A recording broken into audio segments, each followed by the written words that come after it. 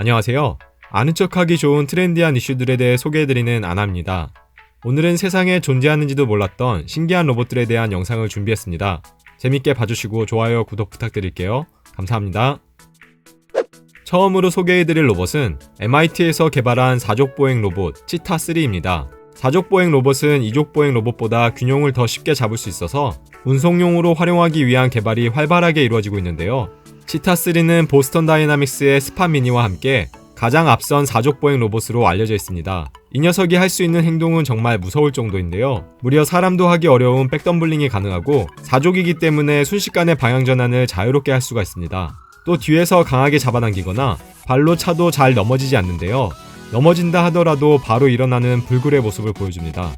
이뿐만이 아닙니다. 자기 키보다 2배 정도 높아 보이는 물체에도 점프해서 올라갈 수가 있고 최고 시속이 무려 47km에 달해 현존하는 사족보행 로봇 중 가장 빠른 것으로 알려져 있습니다. 한쪽 다리가 못쓰게 되더라도 3개의 다리만으로도 움직일 수가 있으니 군사용으로도 사용될 수 있을 것 같은데요. 이런 녀석이 뒤에서 쫓아온다면 정말 무서울 것 같습니다.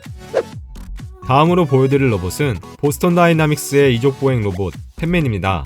보스턴 다이나믹스는 MIT에서 다리를 연구하던 과학자 마크 레이버트가 창업한 회사인데요. 2013년 구글의 로봇 사업부로 인수됐다가 2015년 일본의 소프트뱅크에 다시 재매각되었습니다. 팻맨의 프로토타입 모델은 2009년에 공개가 됐는데요. 사람처럼 걸을 수 있는 이족보행 로봇 개발을 목표로 시작된 프로젝트라고 합니다. 영상을 자세히 보시면 실제로 사람처럼 발을 땅에 붙일 때는 발 뒤꿈치가 먼저 땅에 닿고 발을 내디딜 때는 앞꿈치가 나중에 땅에서 떨어지게 설계가 됐는데요. 일본의 아시모나 한국의 휴보 같은 로봇이 발바닥 전체가 거의 동시에 떨어지기 때문에 걷는 게 부자연스러워 보이는 반면 이 로봇은 굉장히 사람처럼 움직여서 좀 무섭기까지 합니다. 2013년에 팻맨은 사람처럼 걷는 건 기본이고 쪼그려 앉기, 팔 벌리기까지 가능해졌는데요. 보스턴 다이나믹스는 여기서 만족하지 않고 팻맨을 더욱 발전시킨 아틀라스라고 하는 로봇을 세상에 공개했습니다.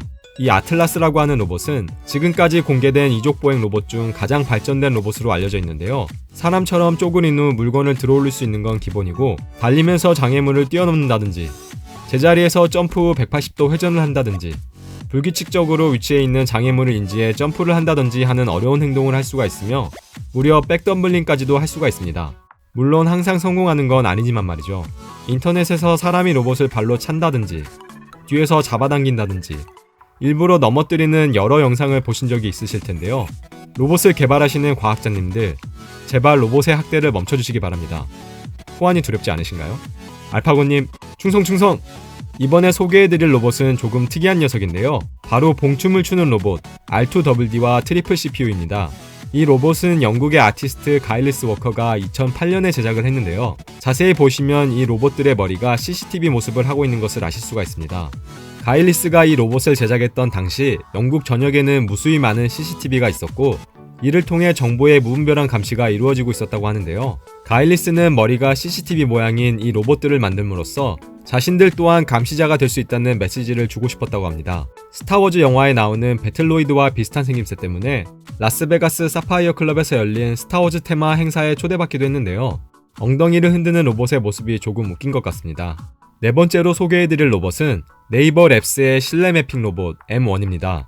네이버 랩스는 2013년 네이버 사내 조직으로 시작됐지만 인공지능, 자율주행 기술, 로봇 등의 개발을 위해 2017년 1월 네이버에서 분사된 연구조직인데요. 이 회사의 석상옥 대표는 삼성전자 출신으로 MIT에서 앞서 보셨던 치타 로봇과 지렁이 로봇 등을 만들며 이름을 알렸다고 합니다. 이런 네이버 랩스가 만든 M1은 레이저로 스캔한 무수히 많은 점 데이터를 메쉬라고 하는 3차원 공간 데이터로 변환하고 카메라로 촬영한 이미지를 붙여 GPS가 잡히지 않는 실내 공간도 3D 지도화할 수 있는 기능을 가지고 있는데요. 보다 정밀한 3D 지도를 개발해 실내 자율주행 기술을 한 단계 더 끌어올릴 수 있을 것으로 기대되고 있습니다.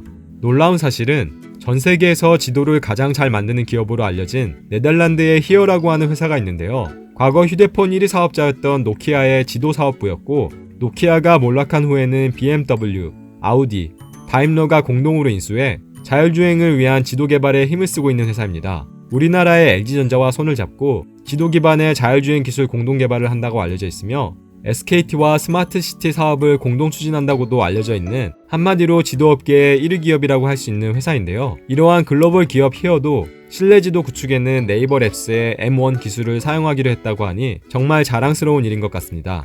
마지막으로 소개해드릴 로봇은 반려로봇으로 큰 인기를 끌고 있는 파로라고 하는 일본의 심리치유 로봇입니다. 일본 산업기술종합연구소의 타카노리 시바타 박사가 개발한 이 물개 모양의 로봇은 부드러운 인공털로 덮여 있어 만지거나 쓰다듬을 때 실제 애완동물을 만지고 있는 착각을 줄 뿐만 아니라 사람의 말과 행동에 따라 눈을 깜빡인다든지 고개를 든다든지 껴안아달라고 소리를 내면서 애교를 부린다든지 하는 다양한 반응을 보이도록 설계가 됐는데요. 이런 기능의 심리치료 효과를 인정받아 세계 최초의 심리치료 로봇으로 기니스북에 등재가 됐으며 미국의 공적 의료보험 제도인 메디케어에서도 파로를 보험 적용 대상에 포함시키고 있다고 합니다. 이 밖에 사람들에게 많이 알려진 소니의 아이보나 한국 최초의 반려용 로봇으로 개발된 리코 등 다양한 반려용 로봇이 존재하고 있는데요. 로봇으로부터 위로를 받는 사회라니 기분이 왠지 묘해집니다. 점점 더 일상 속으로 침투해오는 로봇들, 여러분들은 어떻게 생각하시나요? 여러분들이 아는 다른 재밌는 로봇들이 또 있으신가요? 댓글을 통해 더 많은 이야기를 나눌 수 있으면 좋을 것 같습니다. 이번 영상은 여기까지인데요. 시청해주셔서 감사합니다. 좋아요와 구독, 댓글은 큰 힘이 됩니다. 다음에는 더 좋은 영상으로 인사드리겠습니다. 지금까지 트렌디한 이슈들에 대해 소개해드리는 아남이었습니다. 감사합니다.